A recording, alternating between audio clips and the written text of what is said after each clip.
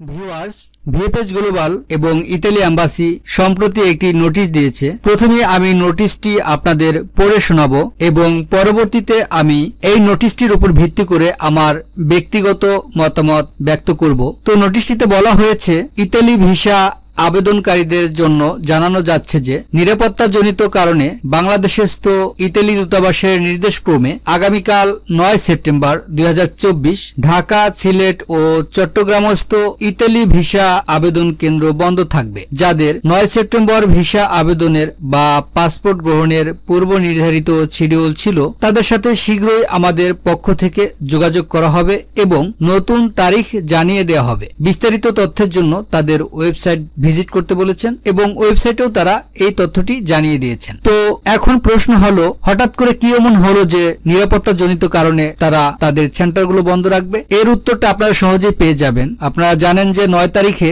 Italy visa প্রত্যাশীরা একটা আন্দোলনের ডাক দিয়েছিলেন। সেই আন্দোলনকে তারা হুমকি স্বরূপ মনে করে তাদের ভিসা কেন্দ্রগুলো বন্ধ রেখেছে। এটা কিন্তু ভিসা প্রত্যাশীদের জন্য একটা অশনি সংকেত এবং এটা আপনারা ধরে রাখেন যে আপনারা যদি ক্রমাগত আন্দোলনের হুমকি দিতে থাকেন তাহলে বাংলাদেশকে তারা ব্ল্যাক লিস্টে ফেলানো ছাড়া কোনো উপায় দেখবে না। এবং এটা অপ্রিয় হলেও সত্য যে আন্দোলন করে কোনো ভালো ফল আসবে না, বরং ব্ল্যাক লিস্টেড হওয়ার সম্ভাবনাই বেশি। বরং এটা হতে পারে যে যদি ব্ল্যাক লিস্টেড হয় বা কেউ না যেতে পারে, তখন আপনারা যে দালালের কাছে টাকা জমা দিয়েছেন তারা একটা সুযোগ পেতে পারে বা আপনাদেরকে বলতে পারে যে আমার নুলস্তা সঠিক ছিল, আমার কাগজ সঠিক ছিল, আমি 5 লাখ বা তারও অধিক টাকা দিয়ে এই নুলস্তাটা উঠিয়েছি, তো ব্ল্যাক লিস্টেড করে দিয়েছি, এটা তো আমার দোষ না, এজন্য আপনি যেতে পারেননি, আপনাকে টাকা ফেরত দেওয়া হবে না। এরকমটাও অনেকে করতে পারে এবং করবে। সবকিছু মিলিয়ে আসলে আমরা যারা সাধারণ ভিসা প্রত্যাশী আছি তাদের জন্য এই বিষয়টা খারাপ ছাড়া ভালো হবে বলে আমি মনে করি না।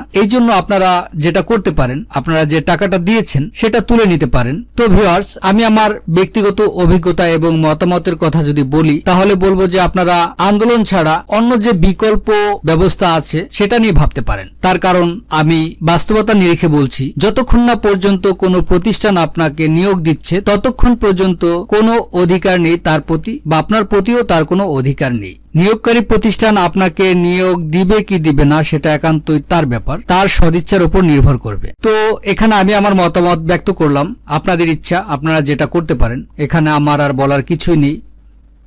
এবং আপনাদের যদি মতামত থেকে থাকে সেটা আপনারা কমেন্ট সেকশনে জানাতে পারেন। আপনাদের প্রত্যেকের মতামতকে আমি সম্মান করি। ধন্যবাদ সবাইকে, ভালো থাকবেন সবাই।